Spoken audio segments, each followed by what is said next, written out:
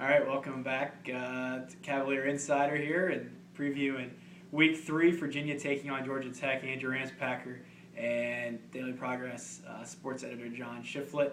UVA comes in at 2-0, Georgia Tech at 1-1. For the Cavaliers side, maybe a little fortunate to be 2-0 right now. Last week, really a roller coaster ride of a 17-16 win over Penn State. Benefited from 4 missed field goals and a mixed extra point for Penn State kicker Sam Ficken. John, we'll start there. What things positively and negatively can the Cavaliers take from that and take down to Atlanta? Well, we'll start with the positives. The positives are the defense. They were thrown into some pretty hairy situations last week, and they came out looking really well. They gave up minus 15 yards and only 3 points off those 4 turnovers. That's a big reason they won the game. And Penn State could have scored touchdowns on those drives instead of missing those field goals. So the defense really answered the bell. And the ironic thing is they were the big question mark going into the season because they had to replace so many spots, the whole secondary pretty much, the defensive line. But they've really done well those first 2 games. On the negative side, the running game just really has not been going. I think part of that's the new offensive line in the interior. The tackles are still there, but you have a new center, new guards on the left and right side, and the running game just hasn't been there. So if they want to have success in the future here, they're going to have to work on running the football a little bit better and pass protecting a little bit better as well. Yeah, Virginia 32 yards last week on 25 carries. I think it was the worst in Mike London's 3 years since he's been here. The least amount of rushing yardage, which is pretty disappointing considering that stable of running backs that UVA has. Obviously, Perry Jones, Kevin Parks, and maybe Clifton Richardson will come back this week. Not on the injury report, so should see him down there at Bobby Dodd Stadium. But you mentioned the defense playing really well the first 2 weeks. This week it's a very unique challenge, ones it has to face every year. Georgia Tech obviously runs the patented triple option. Paul Johnson and the boys down there. Last year UVA did okay against it, however had the benefit of a bye week going in. This year, no such bye week, only 4 or 5 days of practice. It all starts with kind of that middle linebacker, how he reads things. Steve Greer, big game last week, 15 tackles. This will be his 4th time against this Yellow Jacket offense.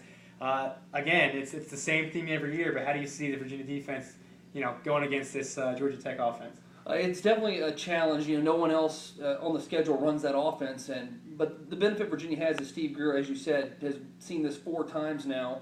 He's pretty experienced with it, and Virginia's going to have to play assignment football on Saturday. They're going to have to fill in the gaps, make tackles.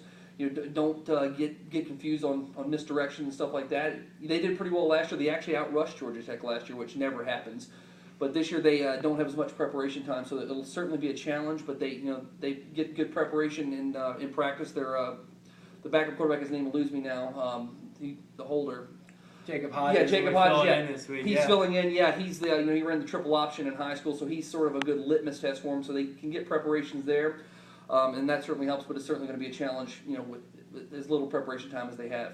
Yeah, for that Virginia offense, as you said, the struggles last week against Penn State, which had a good front seven. I think people kind of underrated that. They lost in some other areas, but that front seven was very solid. And UVA obviously did not perform real well against it with the 4 turnovers. This week, Georgia Tech's defense, pretty good so far in the early going, really held Virginia Tech in check, I should say. Logan Thomas really didn't do a whole lot. The Hokies were able to escape an overtime win there in Blacksburg on opening night on Labor Day a few weeks back. And then last week, obviously, Georgia Tech had an easy win against Presbyterian, winning 59-3. Defense looked pretty good there. But still, a very solid defense led by a familiar guy to Charlottesville there in Al Groh. Yeah, he runs that patented 3-4. It's something that will be a different look for Virginia that they've seen in the first 2 games. He'll certainly dial up blitz packages to try to get to Michael Rocco and disturb that passing game. And their defense, as you said, has done really well. They limited a pretty potent Virginia Tech offense in Blacksburg that first week. They held Presbyterian to 3 points last week, so Virginia's offense certainly will have their hands full with that blitzing Georgia Tech defense on Saturday. And a big key is Virginia's offense, as always, the quarterback position. Michael Rocco, game 1 against Richmond, 311 yards, looks good. Everything's going great. Phillip Sims gets time in the 4th quarter. He plays well.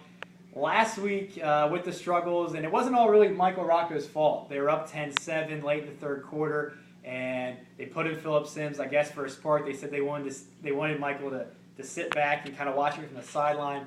Whatever the explanation was, it led to Sims getting out there for 2 series, a 3-and-out, and a fumble on his next series. This week, we'll see what happens. They might want to try to put They're talking about trying to put Sims in again.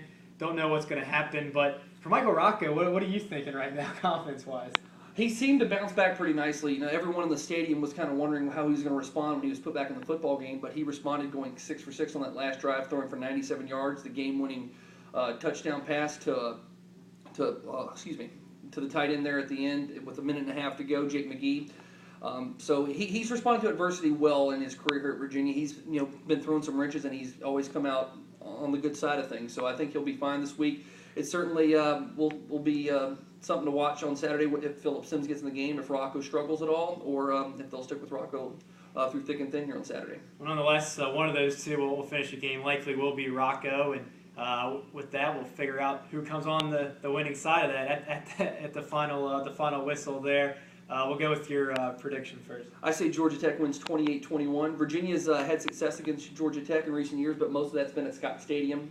Here, they've had some struggles on the road. Last time they went down there, they got blown out pretty soundly a couple years ago. So I think the Jackets come out 28-21 victors on Saturday in Atlanta. Yeah, I think not having that extra week like they had last year prepared for this option might cause a little bit more difficulty. And with that, I think Georgia Tech with ball control and possession wins this one 21-13. So that will do it for our Week 3 preview into Georgia Tech. Until next time, Andrew Ramspacher and John Shifflett.